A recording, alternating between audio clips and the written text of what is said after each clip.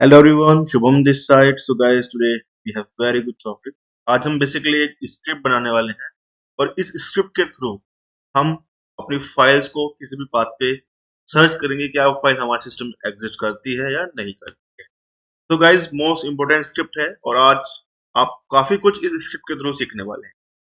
ठीक है गाइस, तो यदि आप हमारी वीडियो को वॉच कर रहे हैं, वीडियो को एंड तक देखें। कोई भी आपका डाउट है कमेंट में मेंशन कर सकते हैं। साथ ही आप हमारे चैनल को सब्सक्राइब करें। तो गाइज हम यहाँ पे स्टार्ट करते हैं। मैं आपको इस स्क्रिप्ट का ओवरव्यू दे देता हूँ। इस स्क्रिप्ट में जो सिंटैक्स है कैसे राइट किया हुआ है। तो गाइज पहले हम बात करते हैं कि हम कभी भी कोई भी स्क्रिप्ट को स्टार्ट करते हैं तो हमको पहले हेडर फाइल लिखना होता है।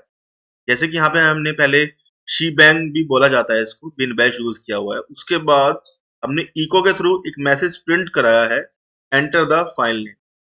ठीक है गाइज, सेकेंड ऑप्शन आता है कि यहाँ पे हमने लिखा है रीड। रीड एक फंक्शन है।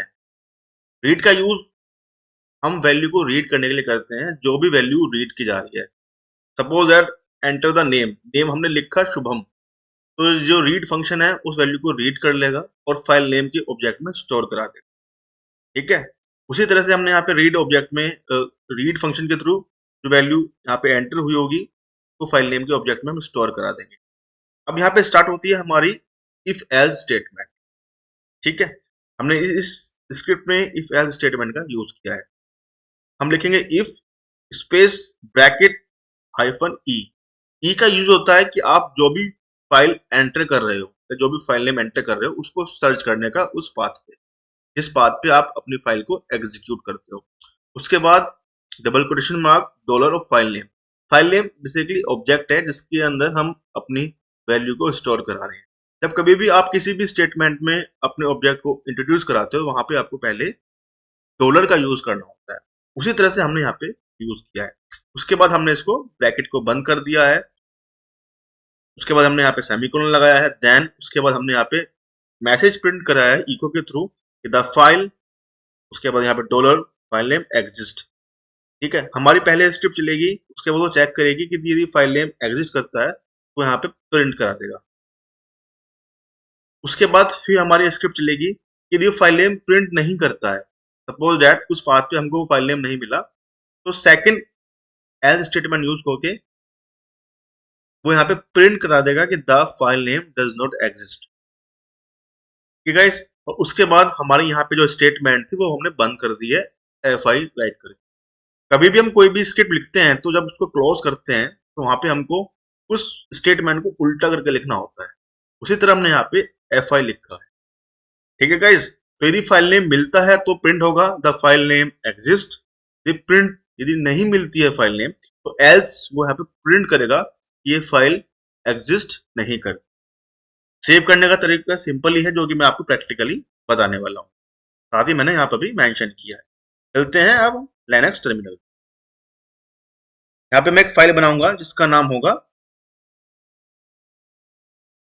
डाटा नाम का, और यहाँ पे एसएच हम यूज करेंगे एज ए एक्सटेंशन। जब भी हम कोई स्क्रिप्ट बनाते हैं तो उसको एसएच हम लगाकर सेव करते हैं।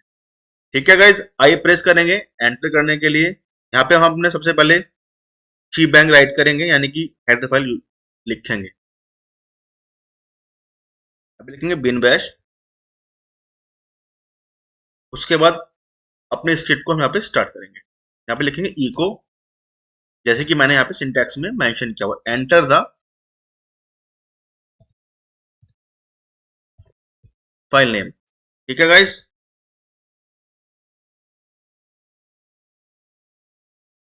उसके बाद यहाँ पे हम रीड फंक्शन का हमने यूज किया है, और यहाँ पे जो भी वैल्यू हम एंटर करेंगे वो रीड में उसको रीड करेगा और फाइल नेम के ऑब्जेक्ट में उसको स्टोर करा देगा। ठीक है, अब यहाँ पे हमारी इफ स्टेटमेंट स्टार्ट हो चुकी है। स्पेस देंगे, फिर ब्रैकेट, उसके बाद हाइफन ई। इसलिए यूज होता है हाइफन ई वो हमने आपको बता दिया है। उसके बाद हमें अब लिखेंगे डॉलर फाइल नेम। जब कभी भी हम स्टेटमेंट में ऑब्जेक्ट को यूज करते हैं जिसमें हमने अपनी वैल्यू को पुट कराया है, तो हम पहले डॉलर का यूज। ठीक है, उसके बाद सेमीकोलन देन। अब यहाँ पे हम अपनी इको के थ्रू प्रिंट कराएंगे यदि हमारी फाइल हमको मिल जाती है। यहाँ पे लिखेंगे द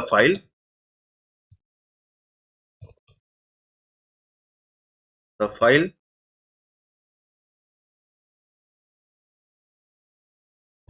नेम एग्जिस्ट। ठीक है। सेकंड हम प्रिंट कराएंगे एल्स लिख के, एल्स यदि हमको फाइल नेम नहीं मिलता है, echo echo the file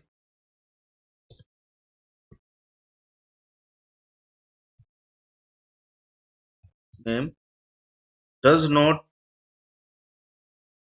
exist. ठीक है। अब उसके बाद हम अपनी जो स्टेटमेंट है, जो हमारी स्क्रिप्ट है, उसको क्लोज कर देंगे। तो इस तरह से हमने ये स्क्रिप्ट लिखी है। अब हम इसको एग्जीक्यूट करेंगे।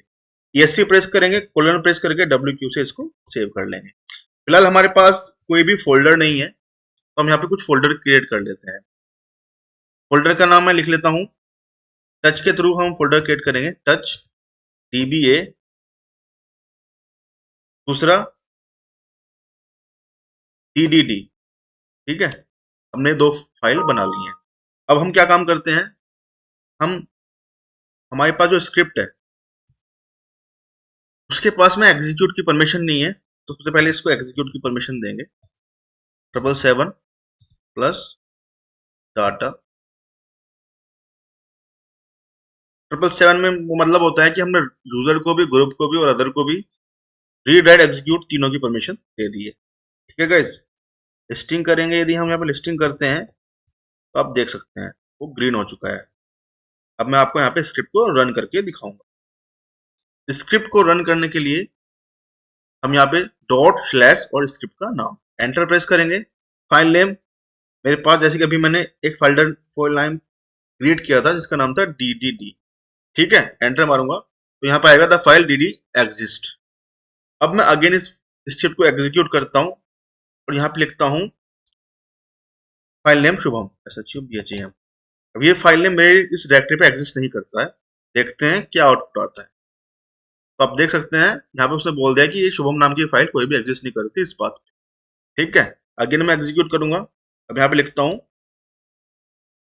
फाइल नेम DBA, जो मेरी DBA नाम की फाइल है वो यहाँ पे एग्जिस्ट करती है।